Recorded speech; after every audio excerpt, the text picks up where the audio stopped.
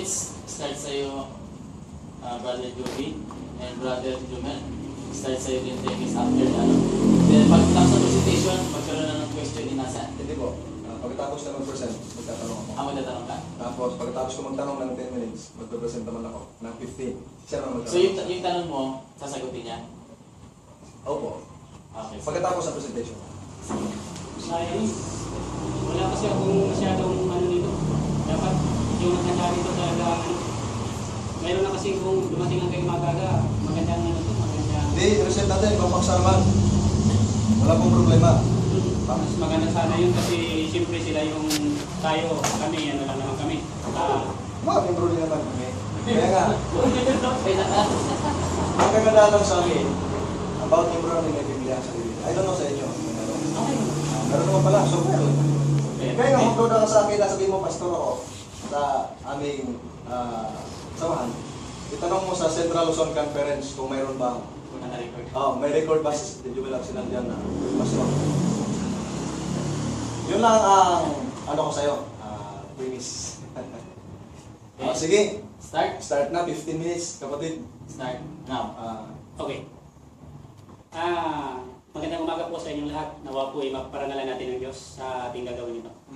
Okay. Yung ating pong pag-uusapan dito, yung pong tungkol po sa Sabat.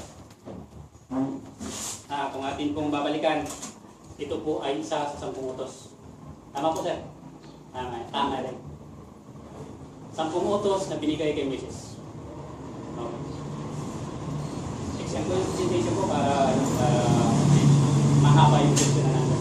Wow. Ayon po sa, kung babalikan natin, kasi yung sinulat ni Moses, si Moses po, yung sa ating nalalaman, siya po ang inutosan ng Diyos, ang mensahero ng Diyos, noong mga panahon hindi pa bumabasa din ng Kristo at sinuko na naman. Kung atin pong titingnan, ang 10 utos po, babalik po tayo doon sa Deuteronomy 4:4. Sinabi po doon, at kanyang ipinahayag sa inyo, ang kanyang tipan na kanyang inutos sa inyo sa inyong ganapin at sa makatuwid bagay ang 10 utos at kanyang isinulat sa 2 tapes na bato. Tama po? Advance po tayo.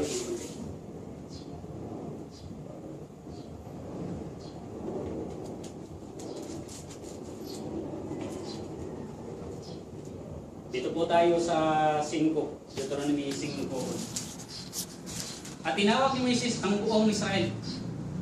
Ito po yun, yung presentation niya. At sinabi sa kanila, dinggin mo, O Israel, ang mga palatuntunan at mga katulan na aking sinasalita sa inyong mga pakinig sa araw na ito upang matutunan ninyo sila at ingatan at isagawa sila. Yung pinag-usapan po rito yung 10 utos po na pinili. Tama po? Tuloy na po. Tama po, sir? Tuloy na po. Okay. So kumbaga, ay yung Sabat na ating pinag-usapan dito, yung paksa ng Sabat rito, nakabilang po siya doon sa 10 utos. Nung ibinigay po ng Diyos kay Moses, may special audience po na iparating yung salitang yun for Israelite, ayun po, nakalagay po. Para sa bansang Israel, kasi yun ang kanyang pinakamamahan. Di ba po? Tama po. Tuloy na po. Ang mga Israelita po, sila po yung mga Jewish people, sila po yung pinili ng Diyos. Tayo po, kung tinanggap po ng, ayon po sa Biblia, kung tinanggap po ng Israelita yung biyaya na binibigay ng Diyos sa kanila, tayo po mga Hintil, wala po tayo. Tama po.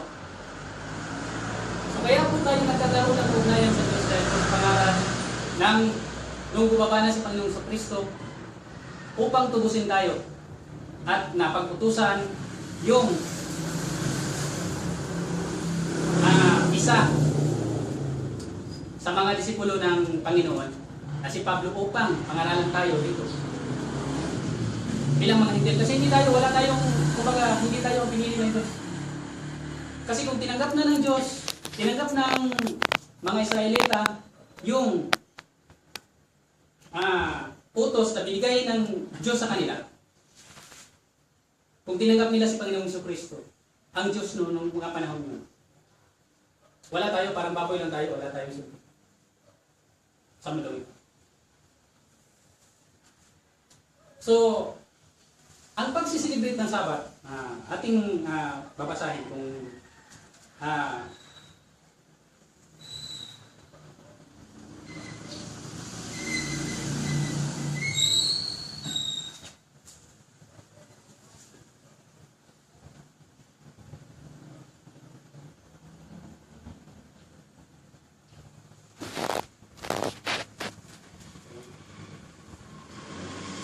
yung pagsiselebrate po ng Sabat, ilang minuto na lang ako. 4 minutes pa lang. Okay. Hindi ko naman tutuloy. Tama pa, mama. Ito po siya ay batas. Isa po sa mga utos ng Panginoon. Batas po itong binigay. Kung atin pong tutuklasin sa Biblia, kahit saan natin tingnan sa Biblia, wala pong sinuman na nakakapagganap doon sa batas na binigay niya. 10 utos pa lang yun. Kahit si Moises mismo ay hindi niya na sunod. Kahit nga si David na pinakapili ng Diyos during Sabbath day na tinatawag ng mga Hudyo, mga Jewish people. Di ba nung dumaan sila naglahabang nasa gera sila, nagugutom yung mga tao niya.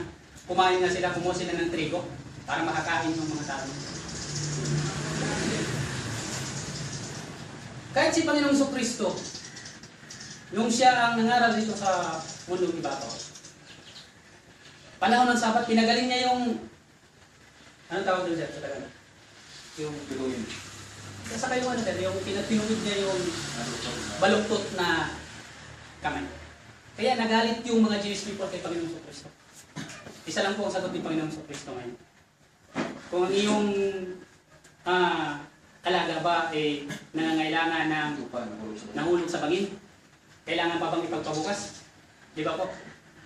Ang panahon po ng lumang tipan at sa bagong tipan, dapat lang po nating malaman, dapat lang po nating maintindihan na ang bagong tipan po, biyaya na po ang binigay ng Diyos. Pumunta si Panginoong Jesucristo sa mundong ito upang kanyang tanggalin yung utos. Kumbaga bibigyan na ng biyaya. Kasi wala, kung ang utos ang susundin, sa 10 utos pa lang, sa daming utos ng Diyos, walang sino man na maligtas sa atin ngayon sa Biblia. Tama po? Kasi walang makakatupad eh. Lahat tayo doon sa 10 utos pa lang, kung igagaya natin ang sarili natin as a Jewish people, kahit mga Hintil tayo, igagaya natin doon sa mga Jewish people, wala pong maligtas sa atin. Yun po ang sinabi ng Biblia. Kaya, binigyan na po tayo ng biyaya ng Diyos. Tinubos niya tayo mula doon sa kasalanan. Kung ano man yung inyong katanungan, alam ko si Sir na ready na rin to. Tama muna yung presentation po at para maiksi lang yung ano.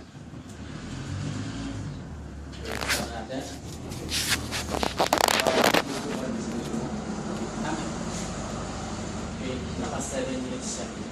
So 15 minutes yung presentation ba? Okay. Alam mo natin sa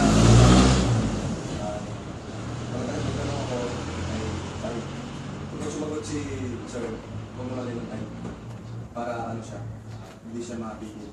Okay, walang problema sa akin. Huwag mo na lang lagyan time kasi para naman tayo nung ano. Hindi, kasi para hindi ka mabigil na sagot. Hindi, kahit na yung tanongin nyo, wala po natin lagyan ng kasi bilang ano sir, wala naman kasi limitless naman kasi yung dapat naman. Sige, gusto mo yun. Hindi natin lilimitahan yung sarili natin kasi sa halip na the Holy Spirit will guide us to talk kung ano yung dapat iparating sa buhay natin. Napipigilan dahil nag-iisip tayo na ngayon. Hindi, kasi pag nag-uusap tayo, organize naman. Ang madang espiritu organize. Ay, hindi, Hindi naman siya. walang problema sir kasi kahit alam mo ba sir, Magtatanong ako para hindi na tayo mabag-meditation naman. Ready ba? Ang una po tanong, ang sabi mo kasi ay ang sapat ginawa para sa Israel. opo, Saan niyo po nabasa yun na sinabi ng Diyos ang sapat para ng Israel? ito sir. Balikan natin yung Deuteronomy 4. So, sabi doon ay para lang sa Israel. Ano talaga? Basahin natin. Kasi yung para lang sa Israel, given only to Jews or for Jews. So nandiyon lang only. Hanapin natin salita yung para lang sa Israel. Mayroon na tayong mababasa. Ito sir, balikan natin sa 4:3. Sige po. Nandiyan ba? Sa 4:13. Gusto mo basahin ko na? Sige sir. At kanyang ipinahayag sa inyo ang pinagtipan na kanyang iniutos na inyong ganapin sa matatuwid ay isang utos at kanyang sinulat ang mga ito sa dalawang na bato. Nasaan po dyan yung tanong ko na Hindi, para sir. lang sa Israel? I-forward natin doon sa 5:1. Ha? 5:1. Ang sabi ko dito ay para lang sa Israel. Okay na. Kung na rin nabasa sa iyo. Sabi dito, tinawag ni Moises ang buong Israel at sinabi sa kanila, pakinggan mo, o Israel, ang mga tuntunin ng mga batas na aking ibigay sa inyo, mga pandigit sa araw na ito, at dapat ninyong matutunan ang mga ito, at maging maingat na isasagawa ang mga ito. Saan nyo nabasa doon na para lang sa Israel? Sir, ito. Dito. Diba, tinawag ni Mrs. Diba, sa presentation ko kanina sir, sinabi dito. Sinabi ko kanina. Yung batas na binigay kay Mrs. Wala pa tayo, hindi pa tayo kasali doon sa biyaya. Tayo sir, di ba, mayroong Jewish people. Sila yung Israel. Tayo po yung mga hindi. Tama po ba sir? Tayo mga hindi po tayo. Hindi po tayo kasali doon sa banal na bayan na pinili ng Diyos. Agree po kayo na sir? Sige, tuloy na. Oo. Tumunod lang po kayo. Huwag nyo na pong tanongin kung agree kasi pag agree ako, wala tayo pag-uusapan. Ganun po yun sir. Okay. Sige, tapos na po. Next question.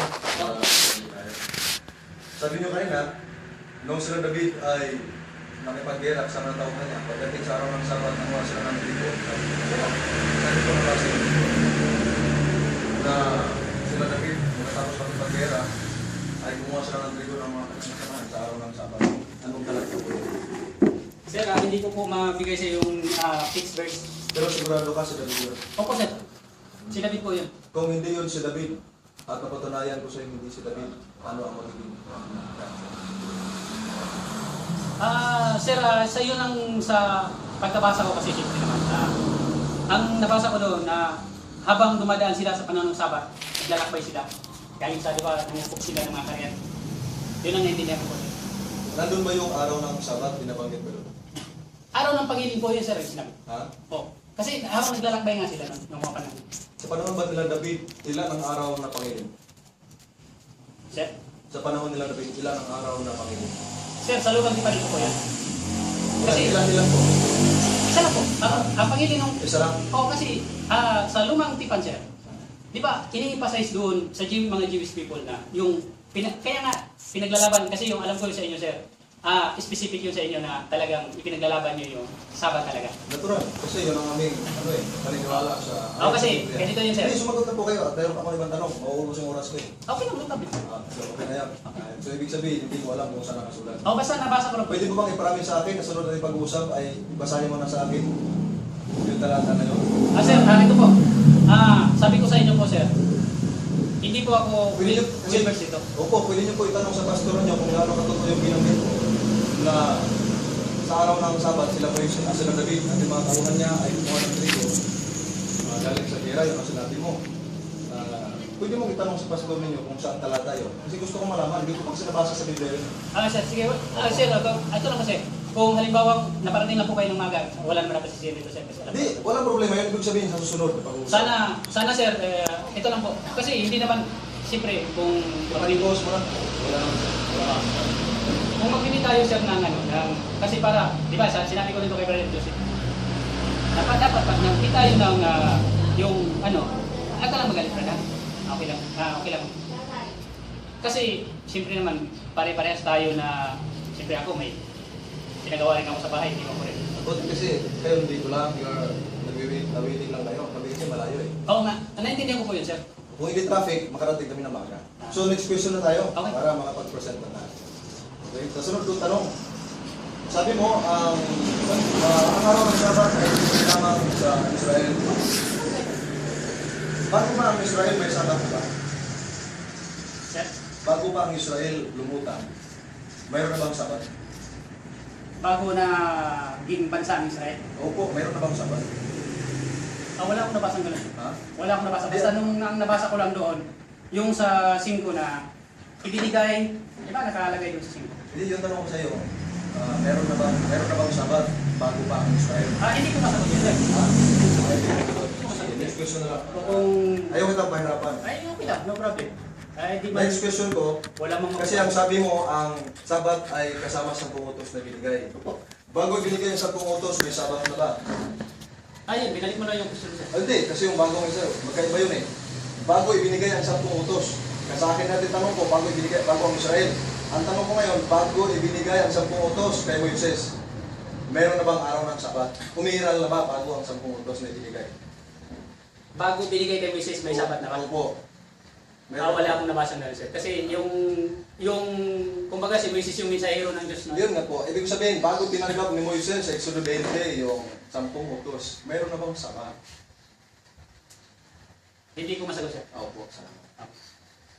Sayang yung mga... Pasensya ka na, sir. Kasi Okay lang. hindi ko masagot yun. Kasi ang nabasa natin, kung sasabihin kong nabasa ko, wala naman akong Pero kung sakali mabasa ko na may sabat na, pero hindi pa nabigay ang 10 utos, sasangayon ka ba? Hindi, sir. Kung nasa video, bakit naman hindi natin So, sasangayon ka? Oo, kung mabasa natin. So, papayag ka ba basahin ko? Okay, no problem, sir. Sasangayon ka? Okay, no problem. Narinig mo na, sasangayon ka. Di ba ang 10 utos na binigay sa Exodo 20? Okay. Opo. Iusog ko lang dito sa verse 16, chapter 16. Okay. Pakinggan mo na may sabat na. May sabat na, hindi pa ibinigay ang 10. Okay. Sabi ni Moises sa mga taga-Israel. Kanyang sinabi sa kanila, ito ang iniutos ng Panginoon. Bukas ay taimtim na pagpapahinga, banal ng Sabat sa Panginoon. Mayroon pala. Okay. Opo. Papasahin ka na doon. Sige. Anong verse, sir? 16:23. 16:23. Opo. Yung 10 utos ibinigay sa chapter 20 na, di ba? Okay. So sa ngayon ka na, mayroon pang Deuteronomy. Sabat. Si Exodo po. Exodus. So sa ngayon ka na, bago ang utos ibinigay, kaya may Sabat na. Naniwala ka ba na ang Sabat ay na ang itinatangilin ay ikapitong araw? Ikapitong araw sa isang linggo. Oo. Mag-umpisa tayo sa, kumbaga nag-umpisa ang araw sa linggo. Hindi, ang tanong ko, naniwala ka ba na yung ikapitong araw, yung Sabat ay ikapitong araw? Yung Sabat, 10 utos. Ikapitong araw. Naniwala ka ba? Para sa akin, sir, Naniwala ka doon, hindi? hindi, sir. Hindi. Paano kung mabasa ko sa Exodo mismo na yung Sabat ay ikapitong araw, sasangayon ka rin ba? Oo, sasamahin ko ako, sir, kung, tingnan. Praise the Lord. Tanungin mo na, sir. Okay. Unang tanong ko muna. Hindi ka pwede magtanong. Ako nagtatanong sa'yo eh. Hindi ka pwede Mamaya, magtanong. Okay, mali. Sige. So, sasangayon ka. Sige. Na kung mabasa ko yung Sabat na sa pumunto sa ikapitong araw. Okay. Basahin ko. Sabi dito, alalahanin mo ang araw ng Sabat upang gagawin ng banal. 6 na araw kang gagawa at yung gagawin ang lahat ng iyong gawain. Ngunit ang ikapitong araw ay Sabat sa Panginoon mong Diyos. Sangayon ka dito. Okay. Sangayon na siya. Sunod ko pong tanong. Sabi mo sa mga Israel lang binigay ang 10 utos. Oo. Ano ba na? Yung Sabat. Tutol ka ba dito sa sinabi ni Kristo na ang Sabat ay ginawa para sa tao? Tutol ka ba sa sinabi ni Kristo? Sa Marcos 2:27. Basahin ko na. Sige.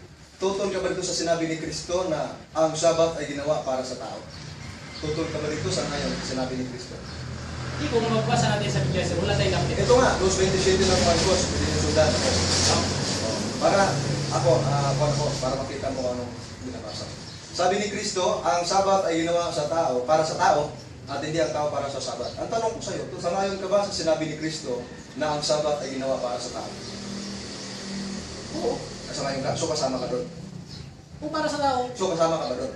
oo, tao tayo. O kasama ka pala sa mga ngilin ng Sabat? Okay, sige. Ha? Tuloy lang. Opo, so sangayon ka na. Tuloy lang, sige. Very good. Okay.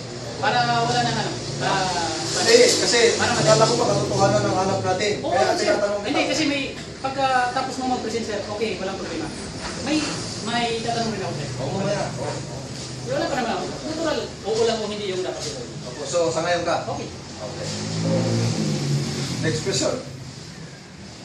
Sabi mo kanina, tinanggal na Jesus yung Sabat sa bagong tipan. Kung pamunta sa rito kasi sa hintil na tayo ayon sa ating pinag-usapan natin. Sabi mo, saan mo nabasa na tinanggal na Jesus yung Sabat? Sir, yung recollection ko kasi, mahina ko kasi siya na sira. Okay lang yun. Mahina ko doon sa yung Pwede mo naman sabihin. Kasi maganda kasi pag nagbitaw ka ng salita na galing sa Biblia, sabihin mo yung talata. Sir, ako, Kasi magiging ina-accuse o i-accuse mo yung karakter o sulat sa Biblia, napastangan yun sa Banal na Espiritu. okay, tama yun. Sir. So, sangayon ka o sangayon ka na hindi mo mababasa yun. Hindi, nabasa ko yun, sir. Hindi ko Nabasa mo ba na tinanggal ni Jesus ang Sabat? Sir, di ba ito?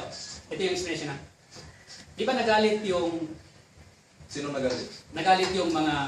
mga Israelita sa kanya dahil pinagaling niya nga yung sa araw na sa Israelita ba o Fariseo? ang mga Pariseo nagalit sa kanya. Di ba simple lang yung sinagot niya doon? Ang sabi niya, di ba yung ikaw na nga sumagot kayo na So, ang tanong ko sa'yo, nung bang nagpagaling si Jesus sa araw ng Sabat, nagkasala ka sa Jesus nun? Sir, hindi siya magkasala. Dito na ang tanong ko sa'yo. Nung naggamot si Kristo ng pitungin bago siya pumasok sa sinagoga, nagkasala ba siya ron o hindi? Hindi sir, hindi siya magkasala. Siya ang anak siya ng Diyos. Very good. Walang, So, yung bang ginawa ni Kristo, kasalanan ba yun? hindi siya magkakasala sir. Hindi, Siya- kasalanan ba yun yung kanyang ginawa? Kasalanan yun sa mata ng tao, pero sa bilang Diyos siya, hindi wala siyang kasalanan. So, sa ngayon ka na sinabi ni Kristo na ang paggawa ng mabuti sa araw ng Sabat, lalo pagligtas ng buhay ay okay lang. Okay na. Okay.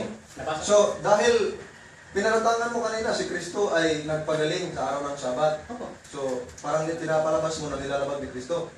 Nilalabag ba ni Kristo yan? Hindi nilabag ni Kristo. Ang nagparatang doon sir, yung mga Pariseo. Saan ka naniwala? Kay Kristo o sa Pariseo? Ay natural sir. Walang iba. Kay Kristo. Oo. So, nung si Kristo ay pumasok sa sinagoga mula nung siya maliit hanggang sa lumaki, kangayon ka ba doon?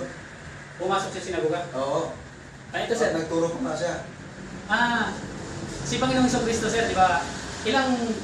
Ilang taon po ba siya bago siya nag-umpisa ng Panginoon? Ha? Ilang taon po ba siya? 30. Ay yung exist doon, yung bata pa siya, saan po ba siya? Mga panahon. Mga panahon? Oo. Sa Nazaret. Sa Nazaret. Anong ginagawa niya? Ha? Anong ginagawa? Basahin ko. So, pumapasok siya sa sinagoga. Ano na po tayo, pero anong Yun ginagawa? nga, Anong hindi. ginagawa? Huwag ka magtanong sa akin. Ako magtatanong sa iyo. Hindi. Nasa time tayo kung magtatanong. Kaya nga, ang tanong ko sa iyo, 30 sangayon ka ba? 30 seconds. Sangayon ka ba na si Kristo ay iniingatan niya rin yung araw ng Sabat? Natural siya, nasa Jewish people siya. Ha? Kasama siya doon sa mga Jewish people. Kasi yun nga ang presentation ko nga doon. Sabat is intended for Jewish people nga yun. Sabi mo kaya na, sangayon ka ng Sabat ginawa sa tao, sabi ni Kristo. Ngayon, sa Jewish people ka lang pala. Hindi. Alin ba tama doon sa binabanggit mo? Para sa tao o para sa mga Hudyo? Para sa mga, ang Sabat sir, para intended talaga yun, para sa mga Hudyo. So mali yung sinabi ni Kristo, ang Sabat ginawa para sa tao. Hindi sir. Alin Hindi ba? Alin saan ka maniniwala? Doon sa komento mo o doon sa sinabi ni Kristo? Sir, mabasa po natin doon sa Exodo 5:1. Kasi wala nakalagay doon na para sa Israel lamang. Ang sinabi ni Kristo, para sa tao. Sabi mo kanina, sangayon ka na yung Sabat para sa tao sa sinabi ni Kristo. Saan ka maniniwala? Doon sa hindi mo nabasa kanina, wala naman doon eh. O doon sa sinabi ni Kristo na ang Sabat ginawa para sa tao. Hindi sir, ang basta sa akin sir, ang paniniwala ko, yung Sabat na yun, ayon sa aking kalaman, ayon sa aking nababasa, ang Sabat na yun, doon ako magbabase doon sa, kasi, So hindi ka magbabase liban doon sa 14:5 o 15:1. Hindi ka magbabase sa sinabi ni Kristo. Kala ko Kristiyano ka. muna ba sir? O, di ba ang Kristiyano sumusunod sa sinasabi ni Kristo? Ako na sir. Di na kaya ka na kaya. Sige sir. Sige, sige. Tapos na. Tapos na. Tapos na. So, siya na po mag-presentation 15 Magpipresent po muna ako bago ka magtanong. Ano? Okay. Oh, sige. Salamat po. Wait lang ha. Prepare ko na. Sayang, hindi ko kasi kayang sagutin yung, pasensya na sir, hindi ko kayang sagutin yung mahina lang yung kalaman ko para rito. Kasi, dapat sana, sayang yung pagkakataon niya. Actually, nagugulat ako kasi akala ko ipipresent mo linggo. Ang ginagawa mo lang, sinisira mo yung Sabat. Nagets mo ba ako? Wala akong dapat sirain dito sir. Hindi. Ang sinisira mo, tama yung sinisira mo kasi pinaratangan mo sa Jesus na. Oo nga, yung totoo lang kapatid. Kasi ang usapan natin, itatayo mo kung bakit linggo. Ni isang salita, wala kang binanggit na linggo, ano? Sir, sige sir, kaya may hindi. Mamaya, sa ikalawang tayo mo, itayo mo na yung libro. Hindi sir, okay, no problem. Oo, kasi- May tatanong pa naman ako sa iyo sir. Opo, wala problema yun. Ngayon ay gagawin natin, magpe-present ako, tapos magtatanong ka. Okay. Pagkatapos mo magtanong sa akin ng 10 minutes ay itayo mo rin ulit yung linggo. Kasi kung gigibayin mo yung sabat na aming pinapaniwalaan, itatayo mo sa'yo. Mahirap yun. Kasi gaya mo sa akin, tatayo ko yung sabat ko, gigibayin mo yung linggo mo. Ayon sa Biblia. Sir, yung... Ngayon, ang pinag-usapan natin dito, ayon sa Biblia, pwede rin mga referensya, hindi ayon sa iyong opinion. Okay, no problem. Ano mababasa natin? O sa sunod siguro, magpirmahan na lang tayo, tapos gawa tayo ng paksa para mahanda mo ang iyong presentation. Sir, mas maganda. Kasi sa totoo lang sir, alam na yung Brother Joseph to eh. Hindi naman ako